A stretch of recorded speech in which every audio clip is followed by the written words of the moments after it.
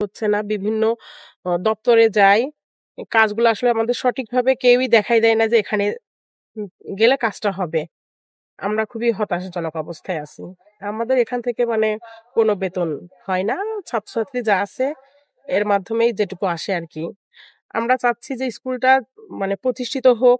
আমরা এমপিও হতে তো একটু সময় লাগে, প্রসেস আছে। সেই প্রসেসের মাধ্যমে শুরু করতে চাচ্ছি। আসলে আমরা অনেকবার চেষ্টা করছি কিন্তু কোনোভাবেই পারছি না। তো আপনাদের মাধ্যমে চাচ্ছি আমরা কাজটা শুরু করি। শুরু করার পরে সময় লাগবে কিন্তু স্কুলটা যাতে প্রতিষ্ঠিত হোক, আমরা থাকি। আসলে কখন কে চলে যাব তার তো কোনো ঠিক নাই। তো আমি বাঁচি আর মরি। উম যাই হোক কিন্তু আমি চাই আমার স্কুলটা প্রতিষ্ঠিত হোক। এত সুন্দর একটা পরিবেশ, এত সুন্দর একটা জায়গা, এত বড় স্কুল আমাদের গ্রামে নাই। আর আমাদের আশপাশে প্রায় ৫-৬ গ্রামে নাই।